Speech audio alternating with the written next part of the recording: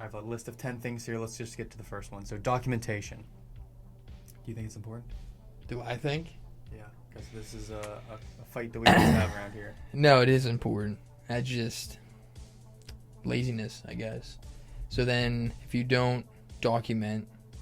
See, I document twice. But sometimes I forget the first time.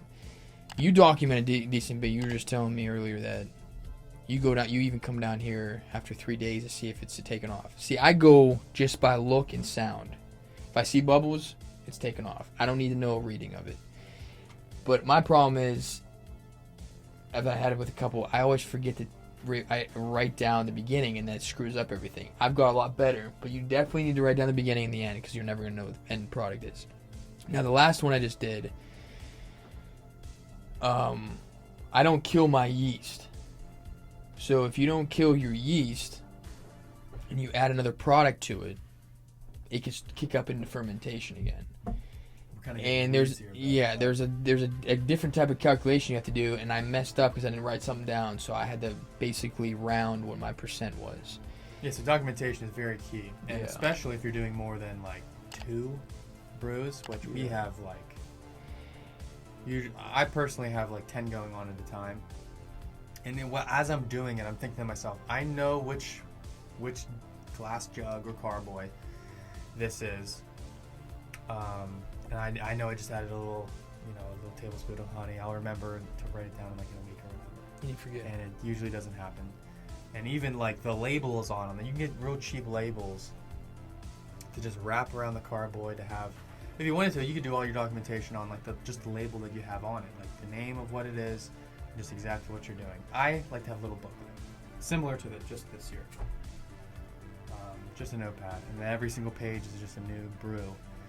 And you want to have your starting gravity, which is, for those of you who don't know, let's just say you're doing mead. You're just your gallon jug with water and honey. You have like a little hydrometer, you throw it in there, and it gives you a specific number of how much sugar is in there.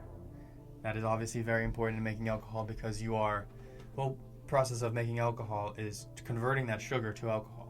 So you need to know how much sugar you have in there. That's like the only way. That's the only way for home brewers to really. Yeah. Of course, there's you can buy very expensive equipment to figure out how much alcohol is in something, but because this reads sugar, not alcohol. Yeah, it reads sugars, not alcohol, and so you figure out how much alcohol is in there by measuring the starting sugar amount, and then throughout the process, the hydrometer, the thing that's floating in there, will slowly go down every time you go in there and test it. And the ending gravity, so there's starting gravity and ending gravity. There's a formula that you would use.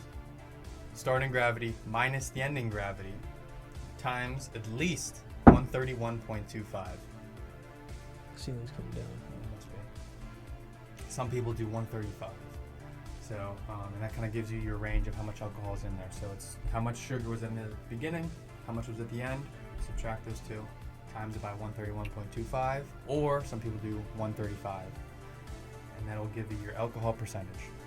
I can never remember that number. Basically, we're just talking about documentation here. The important part is that you're documenting everything as you go. If you're killing the yeast and you're adding your preservative and your stabilizer, you should probably write that down so you don't over-add chemicals. And that's one of our points there. But not just documenting the beginning and ending. Yeah, everything. If you want to add acid. Yeah, you can get into that, but I'm saying say you have let's just go as basic as you can. Apples and say you made an apple pie flavor or something like that, and it's lacking the spices. You need to know how much you put in it, so you can add more to what you're looking for. Yeah. That's what we've also talked about. We looked into the competitions. The competitions, if you write down, that's what our uncle was saying. He's like, it's what you're telling me is in it. It's exactly what you taste. If you don't know what you're putting in it, you don't know what else to add. Like I said, it's chemistry. You don't know how much you need more of this, how much more of that. You need to write everything down, especially if you want to duplicate the recipe. You need to be able to is it a 1-to-1? Do you duplicate it by double, 3 times, 4 times to make it more concentrated? So you need to make sure you write everything down, and that's where I lack at because I'm just lazy.